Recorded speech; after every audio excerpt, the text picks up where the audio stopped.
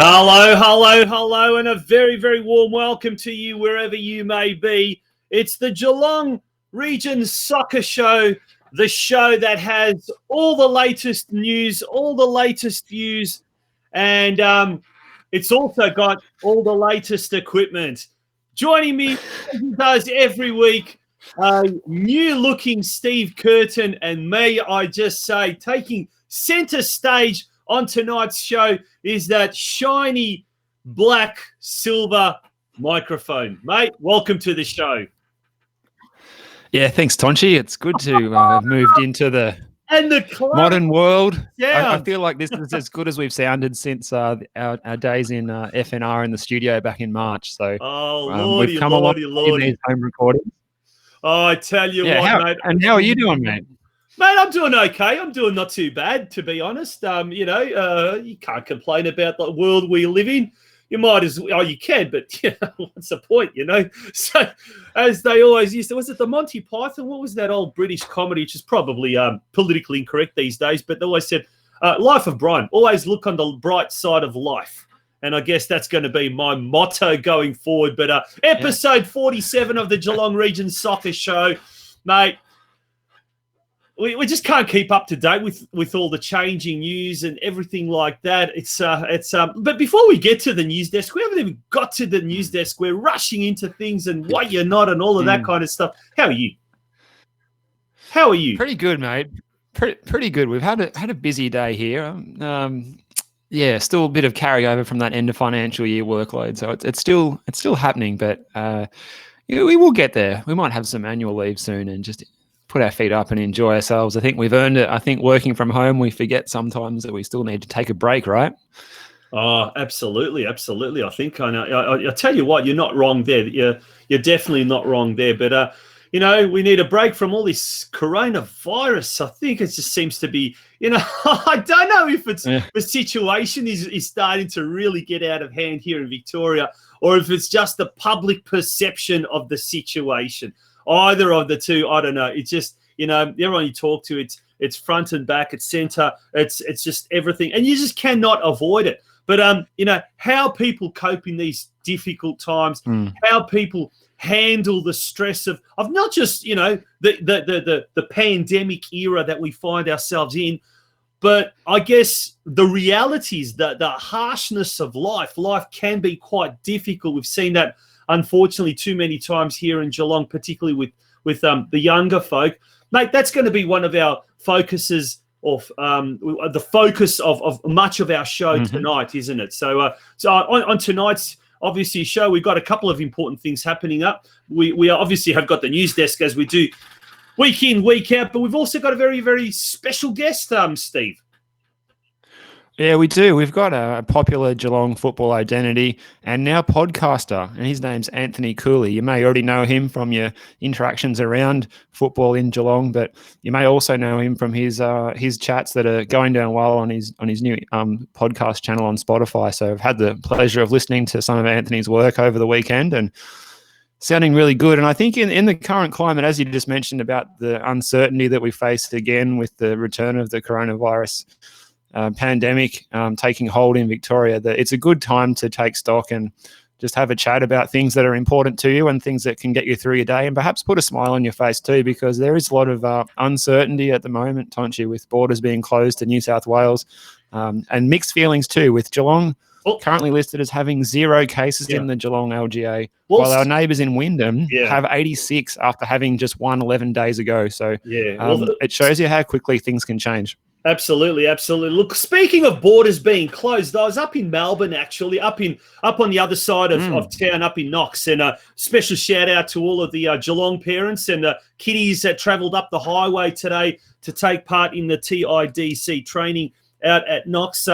But yeah, look, for a minute, just before you get to Avalon, you see you glance over to the left and there's about 50,000 aeroplanes just all parked there, like it's a massive parking lot.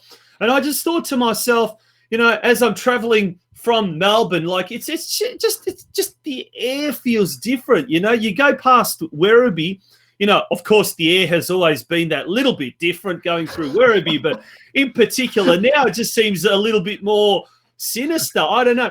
And as you're approaching Geelong, it's like, the angels start singing, the sunshine starts back in the promised land, I think to myself. And I said to the wife, gosh, it's only a matter of time before they start wheeling those aeroplanes out onto the Princess Highway and start blockading the Princess Highway. And it's like, Geelong, we're safe. Let's keep it that way. So it's good to see in many ways. But, Steve, that was my adventures today. What about yours? Yeah. Well, how was things at Knox? I've never actually been up to the football facility at Knox. I have to find out what it's like and go for a look one day. You know what? Every time I go to somewhere like Ballarat, or this is the first time I've been to Knox, and look, the State Regional Sports Centre is sort of based there. Now, on the one hand, they've got this synthetic pitch, football pitch, okay? And then they've got, I don't know, can't count, 12, 16. If someone was there today and they were quite bored whilst their kiddies were away and they couldn't watch, and they counted how many small-sided courts there are, please text us through to us in the comments section. I think there was about 16. So imagine that. At the Leisure Time Centre, we've got one synthetic pitch plus 2 street soccer courts. They had 16 or something like that. I think to myself, far out, why can't we have something like this in Geelong? It's almost like guess the number of jelly beans, isn't it? Yeah. And then across the sort of the complex, the facility, there's this Knox State Basketball Centre. So the home of Basketball Victoria. Guess what? 6 courts plus this one court where they can roll out the temporary seating and what you're not. Meeting rooms upon meeting rooms. And I think to myself once again, why can't we have something like that in Geelong? It's well. Who knows what's going to happen? We've talked about this recently. Oh, man, we're going to keep pushing for it. I'm gonna, my beard's turning white from all the stress and worry and there. Yeah, same. Yeah. Anyway, mate, we're going to, without further ado, we're going to quickly jump into the news desk as Steve steps away from the microphone, that beautiful, gleaming, shining microphone. He stepped away for a time being. We're going to have the news desk very, very shortly. Don't go away.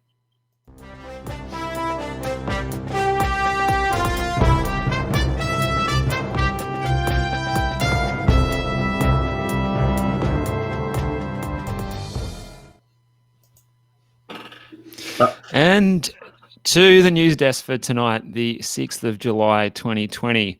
And starting off right here in Geelong, local community football is scheduled to start across Geelong this weekend, the 11th and 12th of July, much to the excitement of many a youngster across the region. And we here at the Geelong Soccer Show wish our region's young players, their coaches, referees and their families, as well as the club volunteers, a safe and happy return to football over the weekend. And those fixtures will be finalised tomorrow. So hopefully everyone will know by this time tomorrow where they will be this Saturday, Sunday for their junior game. So after such a long time, an exciting bit of positive news there, I think, for some of our young players. So something to be excited about and something to smile about. Yeah, as we speak, there is a Geelong Region Football Committee monthly meeting, a usual case that happens once a month. They have a meeting, so I think they're finalising a couple of things with regards to the season proper. There is talk of possibly a couple of teams either entering at the last minute, withdrawing at the last minute. So, yeah, we'll keep an eye out on the Geelong Region Soccer News Facebook page on a daily basis, because as the news comes to hand, we're going to try and do our best to inform you folk of all that is happening. But, yep, fingers crossed, shoelaces crossed, eyes crossed, everything crossed that this weekend we're going to finally have some local football. Steve, you joined us last night. You joined Craig and me on the Football Fan Zone, and it was just so exciting on a Sunday night to talk about results. Okay, it was the Southeast Zone, the Southeast Division of the National Premier League, but National Junior Premier League. But this week, we're fingers crossed that it's going to be the Northwestern Division as well. And look, we've got it on good authority from Football Victoria that they are going to do their best to any region that is able to play football and wants to play football. They are going to they're going to try and do their absolute best to allow people to play. We've got a bit of a breaking news, actually. Craig Filer, our co-host on the Football Out West show and the Football Fan Zone, says NPL Northwest Junior boys highly unlikely to kick off before the 7th of August. There we go. Well done. That's breaking news, late breaking news. So it looks like, which, Steve, I think that's probably a fair thing, because there are some clubs really, really affected in the northwestern part of Melbourne, and that's probably a wise thing. Look at that. That shouldn't have an effect on the Geelong competition, because we are promised land at the moment. Touch wood. We've got to keep it this way, though. Yeah. Oh, absolutely. Yeah. Thoughts, mate? Initial thoughts? I think it's probably a decision that will come if that's ends up being confirmed. Craig's a bit of our newsbreaker, the Hutchie style newsbreaker there. Out of necessity, I would say. He's got. It will come out of necessity. Yeah, he's got the same Christian name as Hutchie, and he's starting to pack on a little bit of pounds. He's going to start to look like Hutchie. He hasn't got the hair like Hutchie. Jeez, maybe. Remember when Hutchie was a skinny fellow? Yeah. Oh yeah, Long time ago now. Does anyone remember when Craig Filer was a skinny fella? I don't know. Maybe his wife. Okay. Watch out for the comment section now. And the Rayman also joins us. Oh, he's good to hear the Rayman. Santino Mamoni. It's always the same old faces, and we appreciate that. Really, really, really, really do. We'd love to hear anyone else out there, any of your comments. Actually, we've got a good turnout so far tonight. After that Craig Filer comment, the numbers have just gone skyrocketing. Let's get back to some more serious stuff. Look, folks, we're just trying to do our best to lighten up the mood in an otherwise dull kind of a era that we live in. Yeah. But Steve, what else is happening news-wise? Well, before our next topic on the news desk, a shout out to Joel in East Geelong for supplying the prop behind me that you can see. And the news is that the region's A-League club, Western United, were excited to announce on Friday the re-signing of marquee Italian midfielder and club captain Alessandro Diamanti for 2 more seasons at the club. When asked about his decision to re-sign for the green and black, Diamanti said, "We've started something special this year at Western United, and I'm excited to re-sign and continue the journey we have started together. Both Mark Rudan and the club are building something special, and I want to be part of it for as long as I can." And the club have earned kudos for their promotional Instagram story style reveal of the news. So if you haven't seen that, that's worth checking out. And it's probably an area that the A-League has been a bit deficient in marketing itself. So some of the clubs are actually starting to school the A-League on marketing and PR, I think, between them and Marvin, the Mariners mascot as well lately. Now, we need another Star Wars round, I reckon, for the A-League. Hey, yeah, you couldn't misfire more than that, could you? No, let's have a Wiggles. Let's have a Wiggles one. What do you reckon? A Wiggles round? That's a little bit more Australian. Make it up. In other A-League news, Victorian clubs Western United, Melbourne City, and Melbourne Victory are all set to relocate to New South Wales at haste in the next 24 hours before the closing of the Victorian-New South Wales border, which is set to take place at midnight tomorrow night, Tuesday, after the closure was announced this morning at press conferences by the respective state governments. Now, that information came from an article in The Age today, and I think it was quoted in some other news sources. So it seems to be on reasonably good authority that at this stage, that's what's going to happen. It's a pretty quick turnaround for those players to up stumps and take off, but that will complete, I think, every football club from all codes have jetted off interstate now. I know the Cats were taking off after their big win on Saturday over the Gold Coast. I think they've taken off to play Brisbane, and then they're going to go to Perth, and we're going to see no football clubs. The Storm's been away for a while. So all football codes, all clubs are gone from Victoria, the sporting state. Is it too late for the 3 Melbourne clubs of the A-League to relocate to Geelong, special hub here in Geelong? We'll close the borders at Little River. Hear me out. This is not a simple, silly, crazy thing. And then we play all the games at GMHBA Stadium and allow social distancing, because all the Western United games at GMHBA Stadium were practicing social distancing anyway. Weren't the crowd really spread out nicely? And well, why not? Yeah. Why not? Yeah, I think all but that game against Victory, that was the case, wasn't it? But oh yeah, absolutely. Yeah. Well, you're not the first person to suggest something like this today. One of my colleagues really? at work suggested some kind of wall along the far bank of the little river. I said, as long as the pub can stay on this side, but he said that would be a casualty. Oh, that's right. We need someone like Donald Trump. We need someone like Donald Trump. Maybe Eddie Contal. He's a visionary. He can build a wall around Geelong. There's some polarizing opinions there to get in the comments. Everyone watching, I think. Oh, that's I won't delve any further.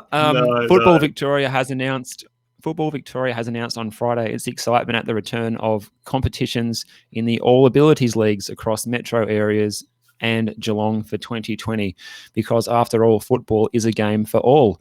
The dates for the Geelong Open competition are as follows, and they begin on Saturday, the 22nd of August. They continue on Saturday, the 12th of September, Saturday, the 3rd of October, and complete on Saturday, the 24th of October. To take part, complete the team entry form on the FE website by the 17th of July. That is Friday week. So I would good to see the All Abilities League coming back. It's a really good feature of football. And everyone that's ever been involved, Steve, everyone, you speak to all the people that have over the years been involved in the All Abilities from its inception, have just said how fulfilling it is being involved with that. Big drivers of it have been certainly Drysdale, Barwon, Geelong Rangers, Lara United. There's been a few other clubs I think have been involved over the years, but it really is a Surfside Waves was another one. Fantastic initiative. Hopefully this year it'll be even bigger and better. We've got a few extra months now to prepare for it. And look, end of August, by that stage, the winter's already kind of. You'd like to think that the winter is over and we start to have one eye on spring. But yeah, look, anyone that can get involved in it, look, absolutely urge people to get on board with that. Yeah. Now, Steve, great poll. You should be commended. Really interesting poll. Now let's talk about it, and shall we reveal the results now, or shall we leave that for later on in the show after our guest? Let's go through the poll now. I was just skip this next item on the news for the moment. Mm-hmm. And the poll this week, which ties in with our chat from last week with Dennis Gudasic, which was a great chat with Dennis from his role over at Lokomotiva Zagreb.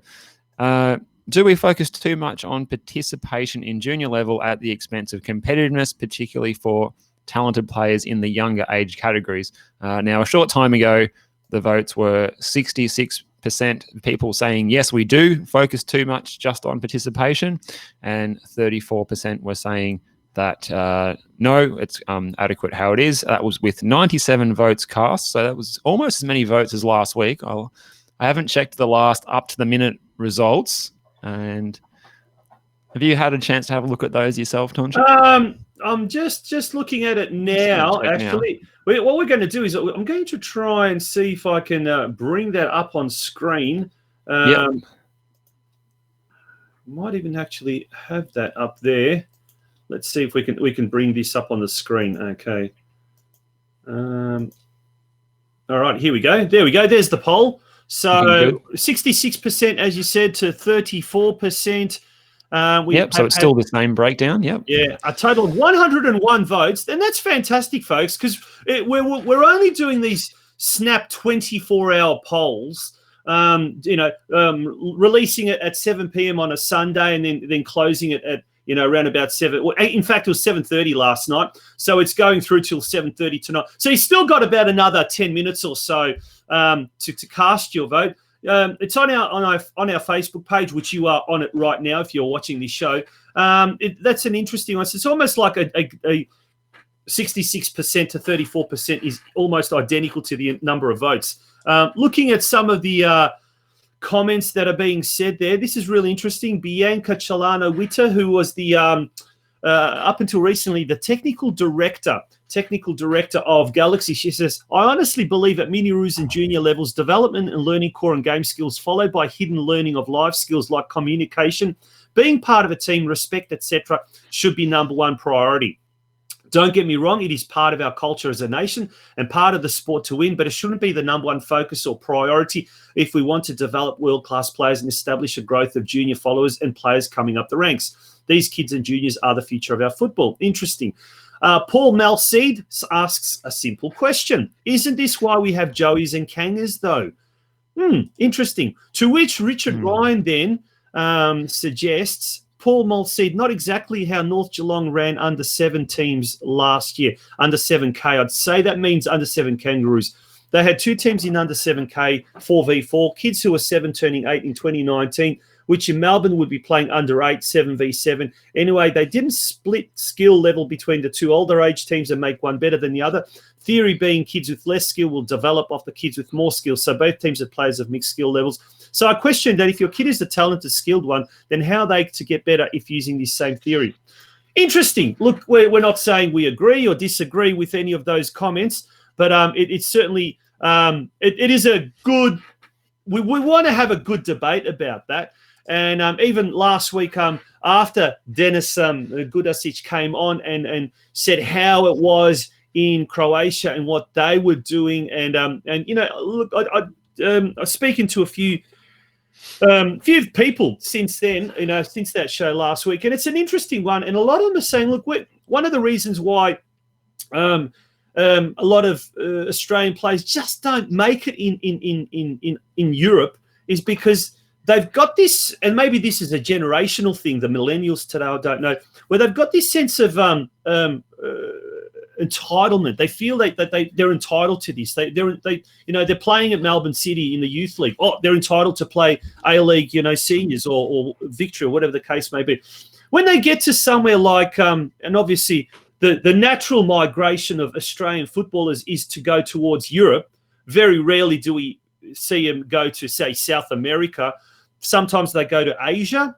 But generally speaking, most want to see Europe as the promised land. And when they get there, it's a real dog-eat-dog world, and they're not ready for it. Not maybe ability-wise, more so mentality, more so attitude-wise. And I think that was probably the thinking behind your poll. Explain it to us, but where you did actually say with the talented players. So we're not talking about all players. We're certainly not talking about the players that just maybe want to have a kick, and in winter or Monday and Wednesday they might play basketball, and then Tuesday and Thursday they might play soccer or whatever the case may be. We're probably talking about the more talented players that want to go down their path of, regardless of summer, winter, autumn, spring, they want to play all year round, and they're obsessed by the game and they want to get somewhere. What was your kind of, is that where you were kind of heading down that path of addressing that type of development? Yeah, well, I guess firstly, thanks for the comments from Bianca, Paul, and Richard. It's a good feature that people can not only cast their vote, but also explain a little bit about the background about what they interpret it as and what they think should be the right course of action. And that's what we're looking at here. It's that old question. We're trying to get engagement, of course, and get opinions. I think that we need to provide some elements of both, really. I think, like you were saying before a moment ago, like not having that hunger, and there's a sense of entitlement for some players. I just think we need to have a focus on some of those skills that Bianca's mentioned there. Such as the life learning skills like communication, being part of a team, respect, etc., are very important things. But also, I guess, like the hunger, and we don't want to have players with that entitlement, like you're saying. They're playing at Melbourne City Youth, and they just think they can, they just owe it. That's owed to them or something. It's certainly not the case, and not how it can be if you want to be successful in not going to make it. It's a real catch-22 situation. I'm just thinking now, at the same time, those kids that are 16, 17, 18 don't make it at Victory, or don't make it at City, or don't make it at Western United. Or actually, at the moment, Western United doesn't have that junior pathway, but eventually they will. Or they don't make it at their local club or whatever, and then that's it for them. they lose interest in the sport. And that's sad. You really don't want people to lose that interest. But at the same time, I guess if we're looking at one tiny segment, and we're looking at probably those players that, I just kind of think to myself, yesteryear, when those players were thrown in at the deep end, whether it be in the old National Soccer League or they went overseas, and, we've heard the story of Josip Skoko going to Croatia in the middle of a war. And for the first couple of years, he was actually farmed out to second division sides and all of that kind of stuff where, it was a real life learning experience. So you're not only going to learn, to be a better player and take the knocks. I mean, isn't that what a champion is? Someone that when they're down and out, they learn to get back on their feet and they go, back to, and that's the thing. Once upon a time, who are our greatest sporting idols? Players like people like Muhammad Ali, that Rocky Balboa, people that would take the knock and they'd get up and they'd keep fighting. Now it's like our main ones are Messi, Ronaldo, all these glamorous type of footballers that if they're put on the bench for whatever reason, oh heaven forbid, we can't do that because no. Our TV ratings are going to plummet, and our the money that we get from TV rights and all of that kind of stuff is going to go, bottoms down. We can't have that. No, too commercialized today. Too commercialized, isn't it? Yeah, so I think it's breeding those skills of resolve and resilience, that the common traits of all of those athletes that you were referring to, I think, just now. Now, just on that as well, just one last news item. The FFA have on Friday released their 11 principles for the future of Australian football document. And just to summarise it, let's look at some of the dot points included that we've discussed here on the show during the lockdown period since we've been recording at home in March that have been included. So, Tonci, perhaps they have been listening to us to take note of these items. Some of those items include establish an integrated and thriving football ecosystem driven by a modern dynamic transfer system. So that's something that's come up a lot in our chats with some of our special guests that we've had over that time. Another one, create a dynamic and engaging football product by optimising competition structures to connect Australian football, promote competitiveness, balance and tension, promote uncertainty of outcome, incentivize sporting achievement, and prioritize the fan experience. So one thing there that comes up a lot in general football discussion in Australia is fans that have been mistreated by their own federation over the years, like active fans and stuff, the ones that actually make the difference and create the atmosphere in the stadiums and are that point of difference from the other sporting codes. But also it's talking about there, I think, the connected football structure. We're talking about that second division that we've so desperately craved for. So you'd think that would fit under that particular item. That's point number 4. In point 5, create a world-class environment for youth development production by increasing match minutes for youth players and streamlining the player pathway. Now, that's something we've been talking about already tonight, and with Dennis Goodasich last week, players aged 18 to 21 getting game minutes at senior football, and that's the common denominator in pretty much every player who becomes a successful senior player, with very few exceptions. Yeah, absolutely.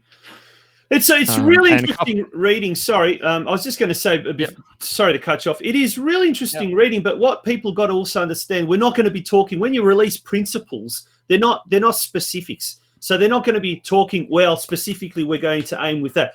But rather what I get out of that, and Steve, I'd like to hear your thoughts on this.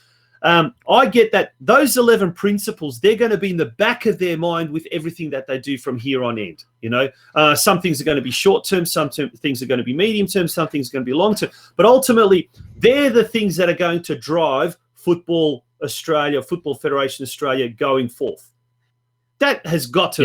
Yeah, exactly. It's very exciting, and what you hope is as well that they have set an evaluation period on these 11 principles, so that we're not just released like we've done in the past. We've released reports. That we had the Crawford report years ago, and so forth. We've had all these reports every so many years that come out, but have we actually gone and evaluated our success against those measurements, or have we even created measurements based on those reports? What are we trying to achieve? So what you would hope is that in they've got a long-term plan that they will look back and say, okay, in 2 years, in 3 years, how are we going with these? We're actually evaluating them. A couple more points that took interest: ensure that football becomes more open and accessible to the Australian community, and that cost does not remain a barrier to participation. And that's something that's come up a lot in this program, in Football Out West. There's talented players out there, and you look at a lot of the top players around the world, they come from impoverished neighborhoods. There's no secret, there's no surprises there about that. And if we are shunning those players from the development pathway in Australia, we are shooting ourselves in the foot. And also, we're not doing a good community service either by providing football as a vehicle for people to have a good footing in their own personal lives, regardless of their absolutely pathway. Yeah, we're an all-inclusive sport. That's what we beat our chest about. That it's a game for everyone, male, female, young, old.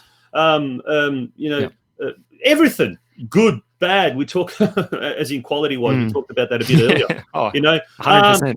Yeah, let's get that right. I'm not talking bad people, but even bad people play football, soccer, as in. In prisons, I'm told. I don't know. I haven't been there, so I don't know.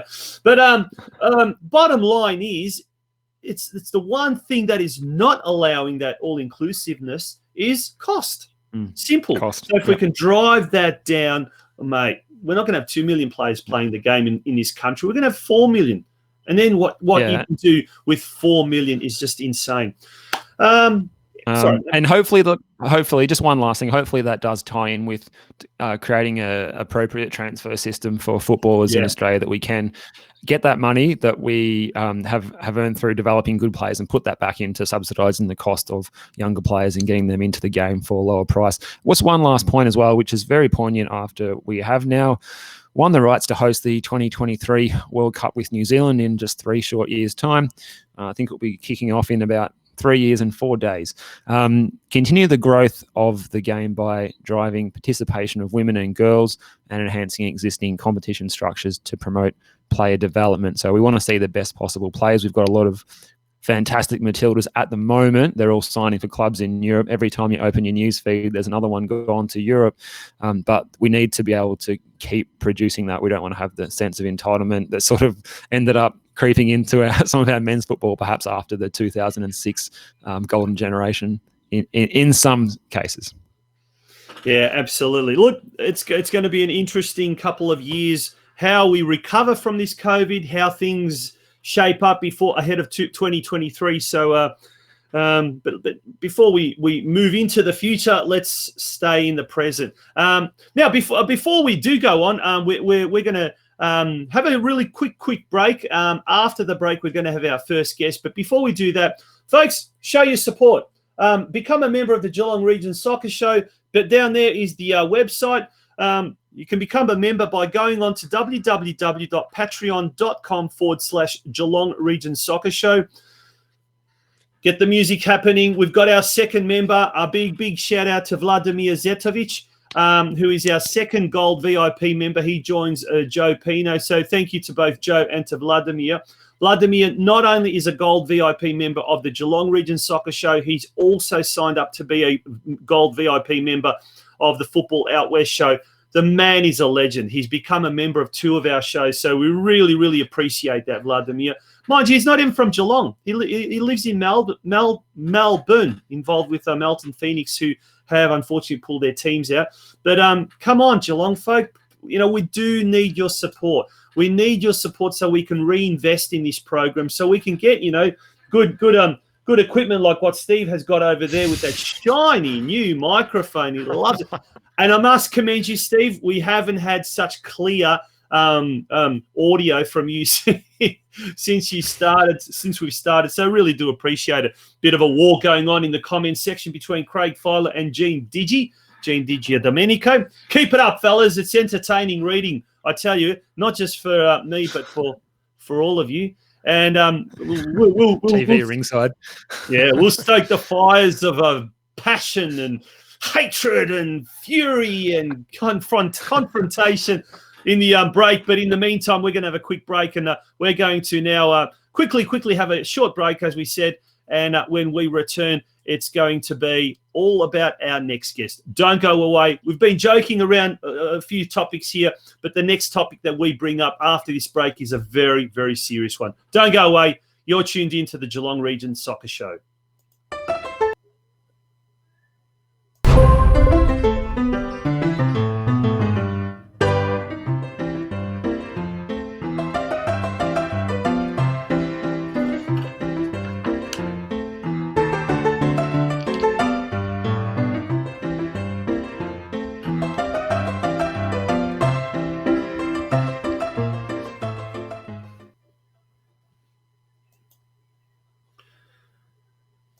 Welcome back to the Geelong Region Soccer Show. Very, very serious and a very, very important topic of discussion coming up.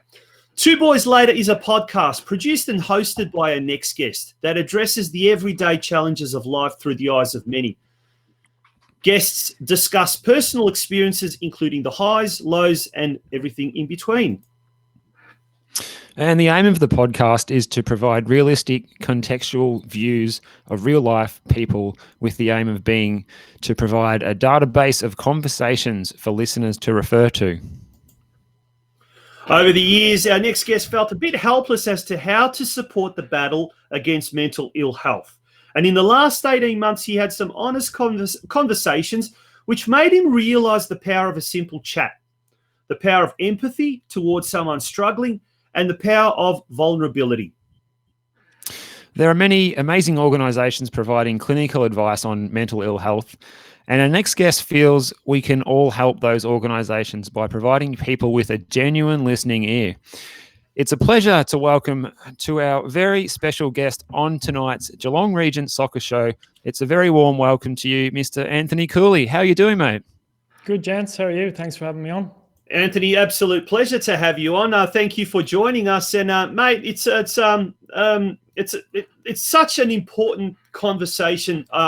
Normally, just generally, but especially in the crazy COVID times that we find ourselves in. But before we get to that, mate, let's inform our listeners, our viewers, a little bit about the Anthony Cooley story. You've got an interesting accent and an interesting story, so tell us who Anthony Cooley is. That's it, mate. Firstly, I should comment on Steve's microphone. It's pretty impressive. From one podcaster to another. That's it. We get impressed by simple things around here. I was going to say, you're working in a bike shop at the moment, Anthony. Yeah, that's what it looks like, doesn't it? It looks pretty cool. Yeah. So, guys, just to give you a bit of background, I moved out from Dublin, Ireland, as you can tell from the accent, about 10 years ago. And when I first came out, knew some guys down at Surf Coast, so decided to head down that way and played with Surf Coast for a couple of years. Then coached with Lindsay Falzon at Surf Coast as well. And then followed up and played, I think it was a year or two again after I coached. And then took a bit of a step back from soccer or football for a couple of years. And now I've had two young boys, gotten to a point where I've got some time again. So I'm back playing some Sundays with Barwon Heads. So it's good to be back involved with a club again, which, as you guys spoke about, that kind of community base and having some people to lean on, I think is extremely important, especially during these strange times. Are things changing, Anthony, like in the sense that people are now, once upon a time, I guess it was even a taboo, particularly around the kind of the macho confines of the football Craig Filer, not soccer, football rooms. But things are changing. What do you put that down to? Is it just society in general? Is it the rise of women's football? This is an interesting comment because someone said, with the rise of women's football clubs have become a lot less testosterone fueled, which is a good thing. Well, I think there's not one person that's going to disagree with that. But is the environment now a lot more conducive, or has it just got to a stage where it's crisis ridden and something had to happen? So why the change? Oh, look, I think it's a bit of everything. I think definitely it's a good point to say if it is more inclusive, there's more views around the club, as opposed to just that male view, which is quite important.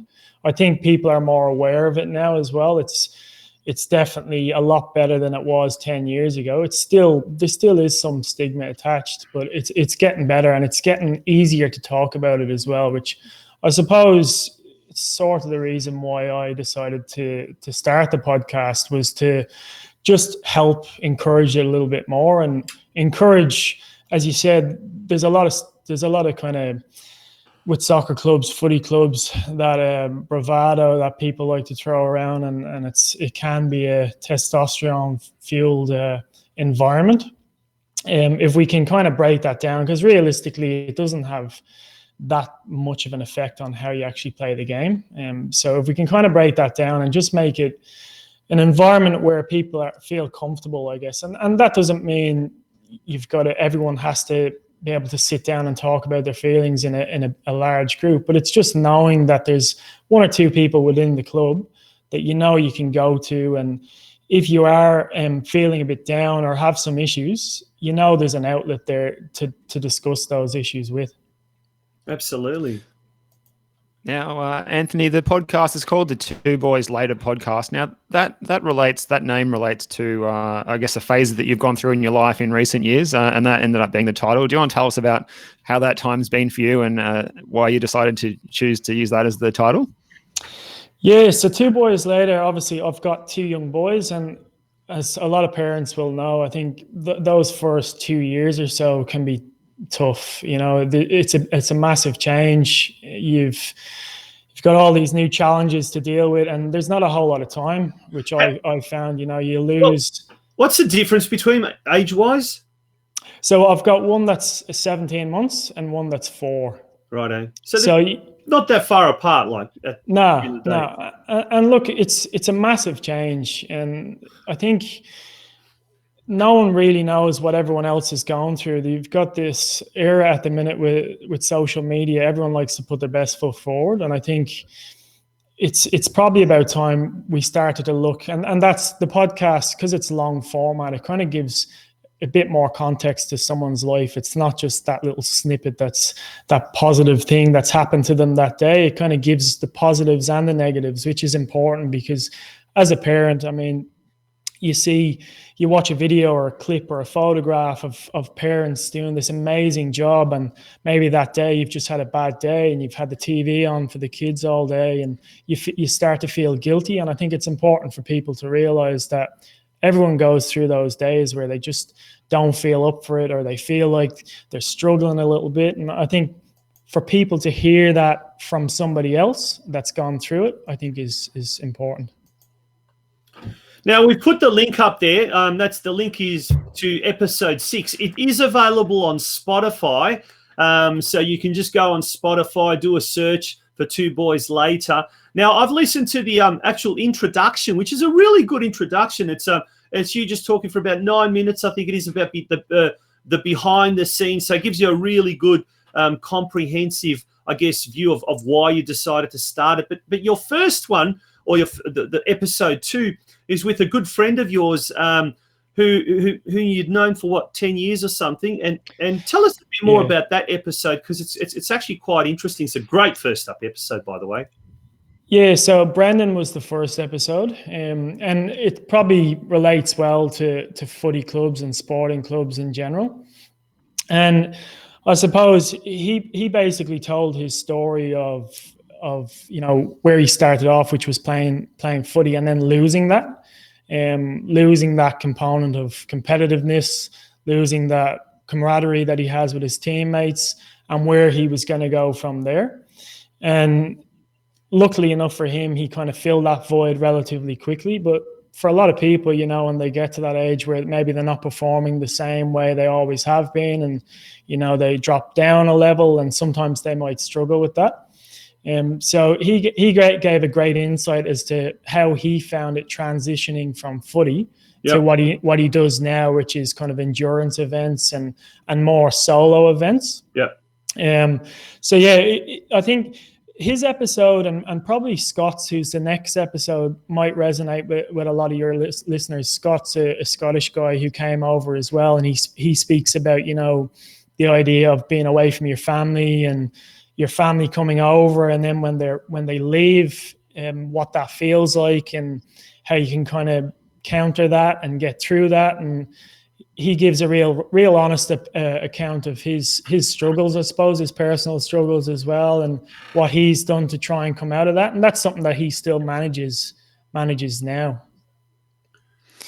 And you could relate to that yourself, having come all the way out from Ireland, leaving family and friends behind. Like, what are your tips for coping with situations like that?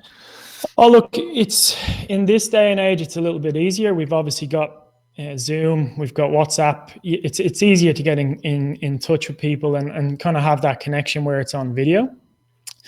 That's probably one thing you can do. I think planning, whether it be a regular trip back, which is obviously difficult now, but if you've got a trip back, you've got something to aim for, you've got a goal. And I think when you do go back, you know, it's valuable time that you're spending with your family, as opposed to when they're available, or if they were here, you probably tend to take it for granted. So I think you use that time a lot more valuably, I think, when you do go back and make the most of it. That's the big thing. Yeah. No, often a lot has been said about the role that sports clubs, but in particular soccer clubs, football clubs have played over the course of recent history here in Australia, and particularly a lot of ethnic clubs back in the 60s and 70s and 80s. A lot of them have gone by the wayside, but a lot of them are still around, and they played a big role for a lot of the migrants that came to this country, where they, for the first time, they felt like they were at home, or they were valued, and they weren't being, vilified or whatever in mainstream society. Did you find, maybe not so much the cultural side of things, but maybe did you find the sport and the clubs that you've been involved with that have given you that real kind of sense that you're contributing something to the local society or local community? How did you find the soccer clubs playing that role of not just being sports clubs, but being something more than that? Oh, it was massive. That was my main outlet. You know, that was how I met most of the friends I have today, was through the club. It's interesting. There was opportunities. You know, I know a lot of the guys up at St Kilda Celts, and they used to come down and play a friendly every summer. And it was interesting to see that environment where it was a lot of Irish guys, you know, a lot of European guys playing at that club. And I think it's almost good to have that little bit of a mix at times. Like Surf Coast, when I started playing there, had a really great mix. There was people from everywhere. There was Scottish, English, Irish. There was a real good mix. And then obviously Australians as well. And I think it was a massive help for me. Straight away, it's the first thing I done was, all right, where am I going to go? Have a game of ball. And it gave me just an outlet. And I think for people that maybe come across and don't have that outlet, they've got to find something fairly quick. And most soccer clubs or football clubs have become Australianized, using the word soccer instead of football. But most clubs are really good at that and providing that outlet. And I think the idea of being supportive in terms of mental health kind of incorporates into that as well. And not just it being about the football. I think football is obviously important, but I think what's more important is the community, how everyone is within that community, and how we can help each other moving forward. Yeah, I'm getting absolutely crucified by Craig Filer about using soccer and football. I'm sorry, mate. I'm sorry. It's That's all right. Not for the first time. We've got this thing that every time I say soccer, I think I have to put $5 into the Christmas fund. But that only applies to the Football Out West show. Unfortunately, we're in Geelong, and we have to use the term soccer. We don't have to, but you know, it takes a long time to get that. What's that word? Education happening over time. But back to what we're talking about, Anthony. The format of your podcast really intrigued me, where it started off basically, it was like you could picture two mates kicking back over a couple of beers, a very nice, relaxed conversation. And that was like the icebreaker. And then you'd get into the more serious conversations. Is that something that you intentionally wanted your podcast to go down that path, just structurally, or is that something that just flowed naturally when two mates started talking about serious issues? Yeah, look, it depends on who I have on. I've had a couple of guests that I'd never met before, which can be for someone to come in, and they usually come into the studio here, and when you sit down with someone that you've never spoken to before and you want to have that open, honest conversation, you want it to start off fairly relaxed. And that's the kind of environment I guess I try and create. It is just a chat. Although it's recorded, it's trying to encourage, I guess, the person to relax a little bit and feel comfortable to talk about how they're feeling. And I think that changes with everybody.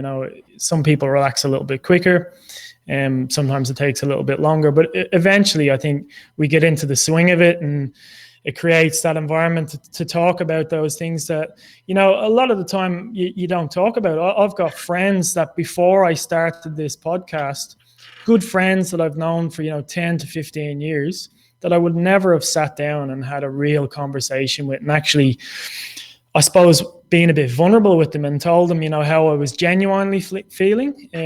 There's, are you okay is a question that gets thrown around a fair bit, and we have are you okay day. But I think my feeling is that when you ask that question, if you can add to that, so are you okay because I'm feeling a bit off, I'm struggling a little bit.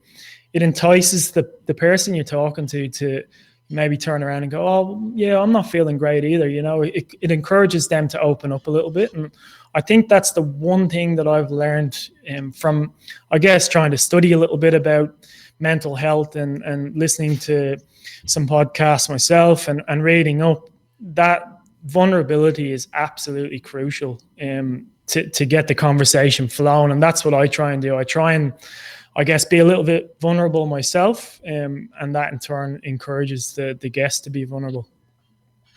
And then one of the things, Anthony, I noticed that I was impressed with, you emphasize the importance of active listening, not actually just sitting there thinking what you're going to ask next, but really taking in what the person's saying. And it's funny because doing shows like this, sometimes you're thinking about what you're asking next. It's very easy, and you can do that in your general life. And we all do it a lot. I know I do it too much as well. But that ability to sit down and give the person 100% of your attention until they finish speaking, however long that may be, even if they need to pause and gather their thought, like how much value is that to not only helping people but also getting the best for your podcast as well, I suppose. Yeah, it's a massive tool, and it's something that I've just learned. I was someone that done the same thing. I'd ask someone a question and immediately try and relate to what I'd done, that kind of answered that question, I guess. And doing the podcast it's almost given me some new tools, that I use now in everyday life. I pay a little bit more attention to the conversations that I do have and the questions that I'm asking for, and I wait for the answer, and I'll actually respond to the answer as opposed to asking the question for the sake of it, I suppose. Now, Anthony, speaking of tools, it looks like you are in a workshop, a bike workshop. But when we talk about tools, what? Someone's trying to call me now. And what? It's probably Craig. Yeah. I think it was actually. He's not happy. Yeah. Well, we'll actually have to get him on very shortly. I've lost my train of thought. Speaking of losing your concentration, no, tools. Back to the tools. What are some of the tools that you genuinely feel would help anyone in any given situation? But let's relate it to our football clubs and in the dressing rooms or in the social club rooms. What are some of the tools can everyday, say, lay people, and I'm not talking about mental health professionals, for example, but just normal people, lay people, I suppose, can utilize to maybe break down some of these barriers with people that may be having some problems or having some issues? What would you recommend? Look, I suppose it's important for me to point out, like, I try not to, on the podcast, we try not to give advice. I mean, I am one of those lay people, I'm just someone who I suppose felt the need to try and do my part to encourage the discussion around mental health. What's helped me, I suppose, is empathy is a massive one. And again, I'm always learning, and through organizations like Beyond Blue, Mindspace, these guys are the guys that are actually treating these people that people can go to and get that clinical help that they need. What I want to encourage, I suppose, or what I guess I try and implement in my own life, is to put yourself in someone else's position is a big one, and be vulnerable. I mean, vulnerability can be seen as I suppose it's always been seen as a bit of a weakness, but it's become more and more evident to me that it's a strength to have. If you can be vulnerable with people, it opens them up straight away. And they're probably the two things: put yourself in someone else's position and how they might feel at the time, and try and really empathize with them. And then within that conversation, try and be vulnerable yourself. Give an example of when you felt down, when you were struggling, when you were anxious, whatever it may be, and that in turn will hopefully encourage the person you're chatting to I suppose talk about how they're feeling, and that maybe links in well to the football clubs as well. And I mean, it doesn't take many people at the club. It just takes one or two that are comfortable to sit down and have the conversation and a chat and be open about it, and it'll kind of have that domino effect. Now, we talk about the benefit of exercise and sport to give you that positive mindset and that good effect on your mental health. You've interviewed, you said before, people who've been involved in team sports, but also the individual endurance sports. Something I'm interested in, I suppose, because I've been someone who's played football and then gone into being distance running, and there's very different outcomes, but both seem to have really good positive effects. Have you found any unique differences between the two forms of the team sport and the individual sport from your interviews with people that have done both? Well, I've had Dane Barkley on, who's a local psychologist, and he actually works with some of the top sporting clubs as well, and he gives a really good insight into the difference between endurance sports and club-based sports, and he's worked with both endurance athletes and team sport athletes. I think what I got out of that was, I guess, in a team sport, you're relying on everyone to kind of work together as one, whereas obviously with endurance sports, you're on your own. You're in your own head, and a lot of people I've spoken to have kind of described it as a form of meditation, where if it is a long run or a long bike ride or whatever it may be, it gives them a lot of time to kind of sit back and think, which in some cases can be a bad thing as well when you're in your own head for too long. But it's, I guess, with endurance sports, it's having someone else to train with at least, and creating that kind of similar environment within a club, or whether it be through social media, connecting with other runners, cyclists. I think it still gives you that support network that you would get from a team sport. But in general, it's just a bit of a different challenge. I done something similar. I've gone from playing soccer to doing endurance sports as well, and I find I enjoy them probably the same, but they're very different. You're relying on you're against yourself basically, and you're relying on your own performance, which it's a nice feeling, because if you can give 100%, you're just relying on you to perform, as opposed to. Well, we've just lost. We lost Anthony. No, he's back there. No, he's still here. Yeah, still here. Still here. No, that's good to see. Now, look, we're going to bring someone in who's a very, very special guest. He's he's none other than our very, very own co-host on the Football Out West show, colleague of ours, Craig Filer. Craig, thank you for joining us. He's here because I've saying football, mate. It's football. I'm sorry. He wants to. you're fined as well. You've said it at least 4 times. So just chuck it in the pot, mate, please. Now, Craig, welcome to the Geelong Region Soccer Show. It was a pleasure to have you. You know, we thought you were having too much of a off-air stoush with Gene Digi in the comments section tonight. We had to, you know, break you two apart. But no, all jokes aside, Craig, we had a really interesting, insightful interview last Thursday on the Football Out West show with Jake Edwards. Who's just done some amazing things. And I guess that was the catalyst for Anthony, you coming on tonight's show. And Craig, you were saying how much every time you talk to Jake Edwards, it just it hits you, doesn't it? It just on an emotional level. Mate, you've had your own experiences, I guess, coaching the North Geelong under-16 boys NPL team. You've got your own experiences of dealing with adolescent boys who really find themselves in a very vulnerable, that word again, vulnerable part of their emotional development. What are your observations, and have you got any questions for Anthony whilst we're at it? No, it's just a great interview, Anthony, as well, mate. I think I think we've both got very similar traits in terms of where we've come from and how difficult it is when you move the other side of the world, when you have no family with you and everything else is. And as you said, it is very different now with WhatsApp and Skype and all those sort of things. But it's still very difficult. And I know it took us a good 2 years. The kids hated me. They still do, but they don't hate me as much as they used to, because they're getting totally used to a totally new environment. But just touching on what Tom said, then I'm doing the under-16s, and it is a very, very difficult age to coach, because they're going through so many different facets of growing up, becoming young adults. Some will have issues at home that you have to deal with, that you have to take into consideration through your training sessions and what type of training sessions you're putting on for them, to make sure that they're engaged and they're involved and in the moment. Because when you've got things that are going on outside of the football environment, you really have to.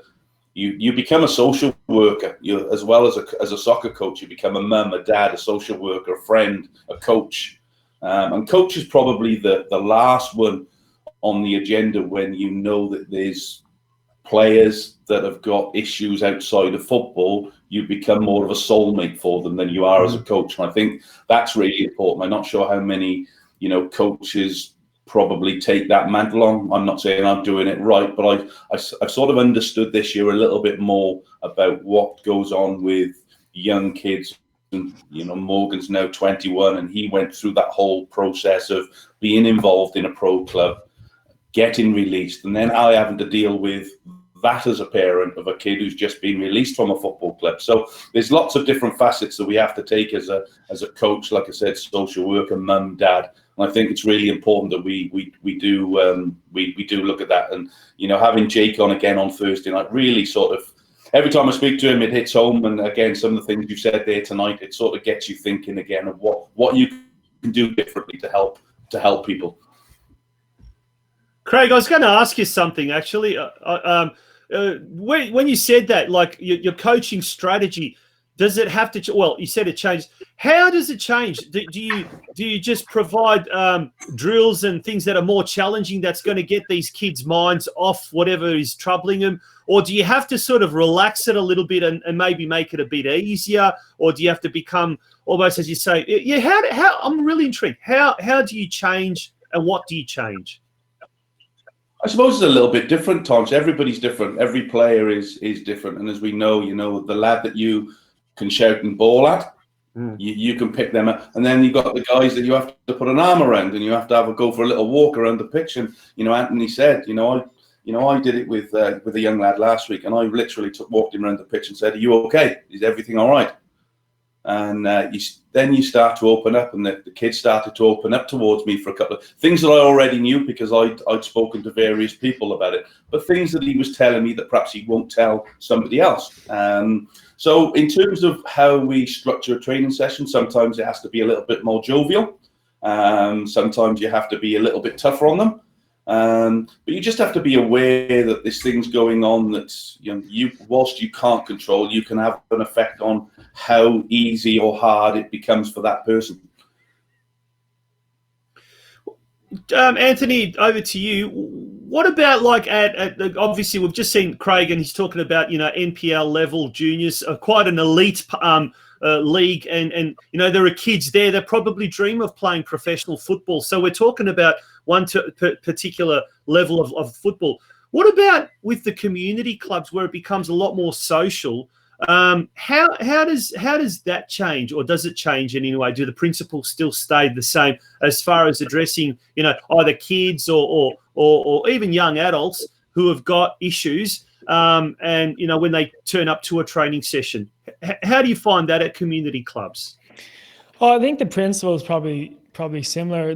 What Craig said was quite important, I think, about the idea of looking at coaching as you're not just there as a football coach. You have got a number of roles to play, and maybe that's something that clubs can look at moving forward. In that when they're within those interviewing processes of bringing in a new coach, maybe they're the questions they should start asking as well as the football related questions, because they're just as important, and especially at the age group that Craig is looking after. I mean, that's an extremely influential age, and they're looking for those role models of, senior players that are going to set that example. And if that example is players that can actually talk about how they're feeling, the younger players are going to, I guess, be encouraged to do that as well, and feel that that's acceptable, as opposed to just kind of locking up and being worried about showing any sort of weakness or vulnerability. So I think it's similar, but I guess what you deal with will be a little bit different. Craig is probably dealing with young players, as you said, that are striving for the top level, and there's every chance that they're going to be disappointed at a certain age, and I suppose it's preparing them for that and preparing them for, I guess, knockbacks, and how they can be adaptable and resilient and move past that and have a new goal in sight and have the ability to move on, instead of just, I guess, dwelling on the negatives of the situation. Now we're talking a lot of it as well, Anthony, is a little bit on what Jake touched on, was a lot of it is a fear process as well, the fear of failure. That they're trying too hard to impress, when reality is they don't really need to. They just need to be themselves. And I keep saying it to our guys, I've never seen a team that plays well when they're under pressure. Yeah. So why do you put yourselves under that pressure when you come to an environment where you're supposed to be enjoying yourself?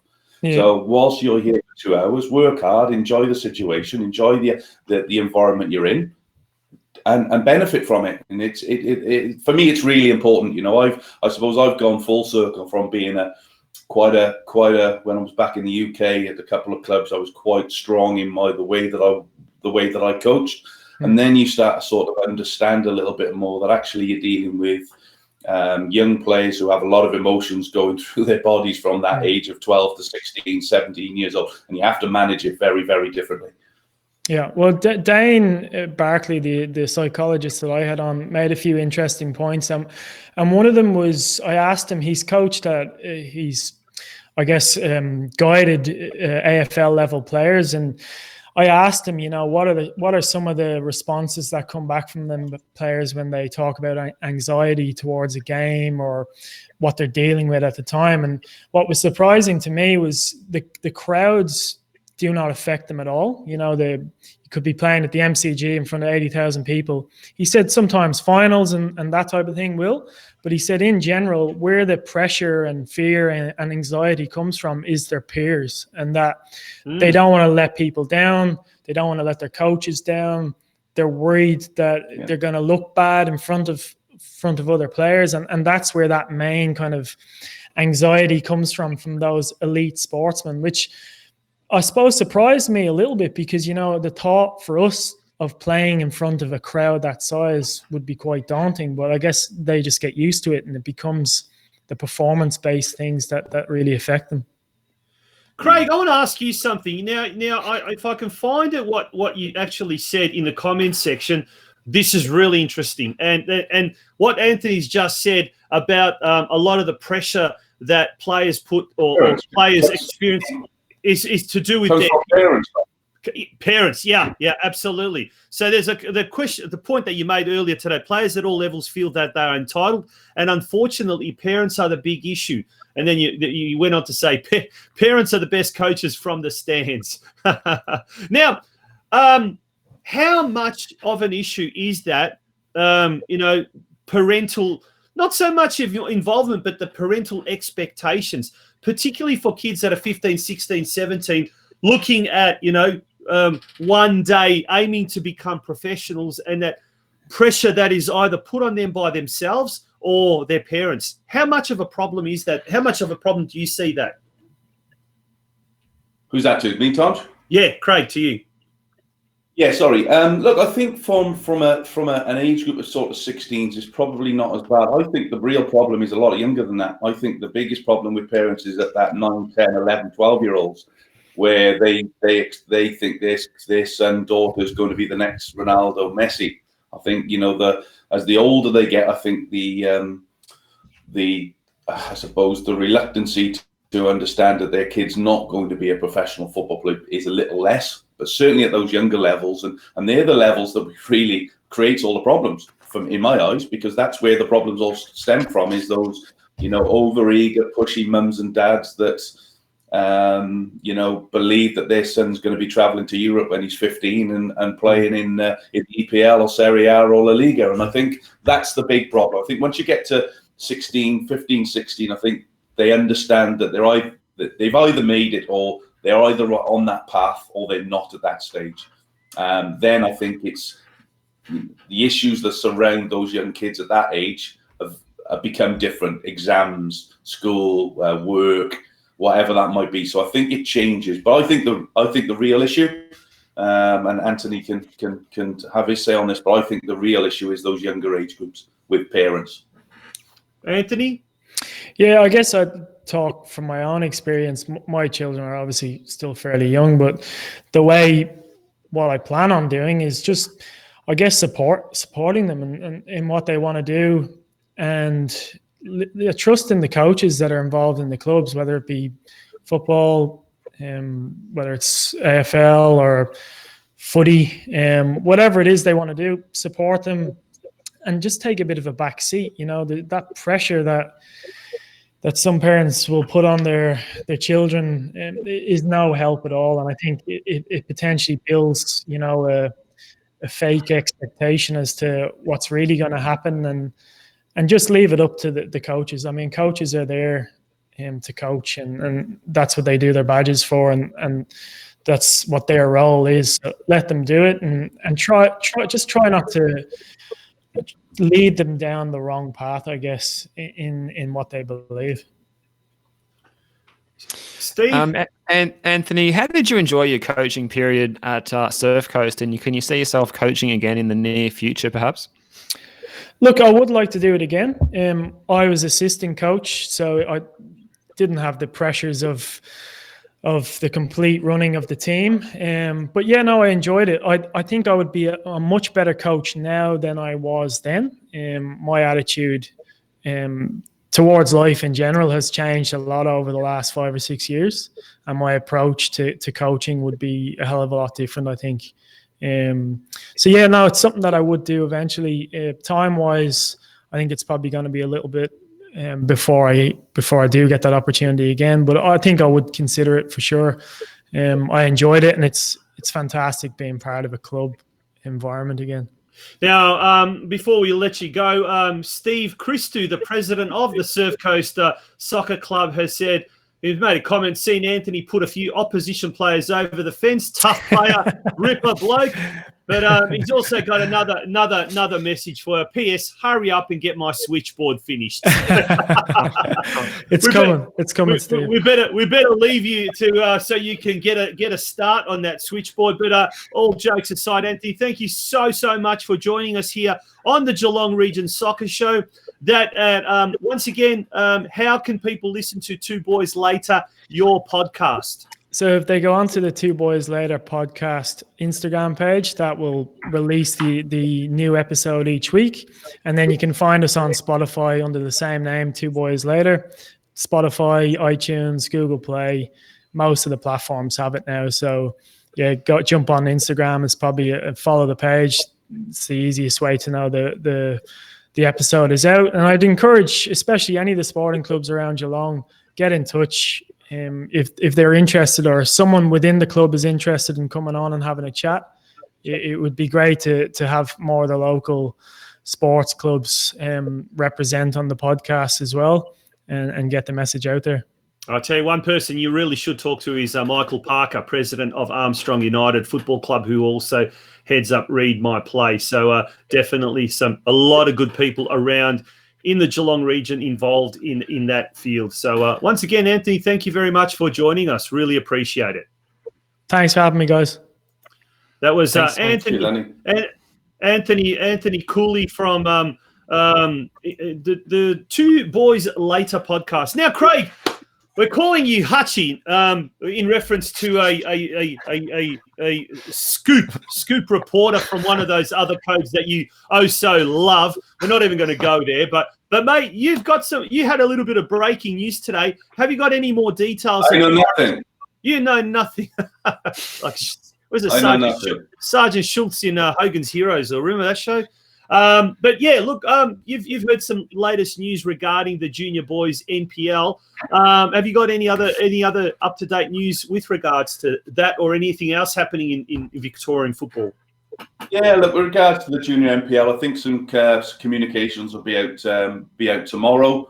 But the rumour is that probably the junior NPL Northwest won't take place until August, which falls in line, doesn't it, really, with the shutdown of or the lockdown postcodes, which they said will run until the end of July. Yeah. With the plan of coming back the week after, playing the games that still haven't been played, and then have a season. But instead of having 4 leagues, so you have a North. You'll have a Southeast, top 6, bottom 6, and a Northwest, 6, bottom 6, and they'll play together to save on the travelling and stuff. That's what I've heard today, and obviously some communications will come out around that over the next couple of days. And I suppose, what will happen with all the community clubs and leagues, I suppose that will come out over the next day or so as well. It has to, if the season's going to kick off in Geelong on the weekend, so I suppose it needs to come out pretty quickly. So yeah, well, we're told definitely the fixtures are coming out tomorrow, probably early tomorrow. Obviously, they want to give as much notice as possible to the clubs to organise themselves, and also take into account any late withdrawals or additions to the whole thing. Because as soon as you have one team pulling out, you're going to have a whole change to the fixtures. Now, there is talk that one club is actually going to have some serious meetings within its own members or its own membership over the coming days. Stay tuned to that. We're not going to mention that club, but there is serious talk of whether the club's members want to continue or don't want to continue. So that decision is going to be made within the next 24 to 48 hours by a prominent local club, and we're obviously referring to teams in the local competition. So, look, some very, very volatile days ahead, weeks ahead, who knows, maybe even months ahead. We're not going to mention that club. Oh, what happened there? I just heard myself an echo there. Gosh. What was that? Yeah, I just heard an echo there. What was that? Yeah, the first time. It's okay. Okay. Now, Craig, once again, thanks for joining us. That's all right. Been a pleasure. Always a pleasure. Always a joy, Tonci. Now, how much do I owe the Christmas Club? You're up. Hang on, I made a note. You're up to $45. Apparently, it's every $5. Every time that I mention the word soccer and not football, I have to pay $5. But that only applies to the Football Out West show, not to the Geelong Region Soccer Show. Said on the show last night. Steve, I thought you were my friend. All I'm hearing is that Tonci's going to get a membership for Championship Club Nottingham Forest. Forest! Hey, I've been to that stadium. Great stadium in Nottingham. Beautiful. Nottingham Forest. Nottingham. Oh, shut up. What's that other team in the Championship? West something or other? Oh, no. We've just lost Craig. Okay, on that note, thank you very much to Craig for joining us. I really, really do appreciate him coming on the show. I do. It really was. Sincerely, thank you for joining him. Steve, all the very, very best to you, mate. Hopefully have a great week. Hopefully tomorrow we'll have the results out or the fixtures out and we can't wait for that. On that note, good night to everyone, and thank you sincerely for joining us on this, what was a very, very important show. Good night.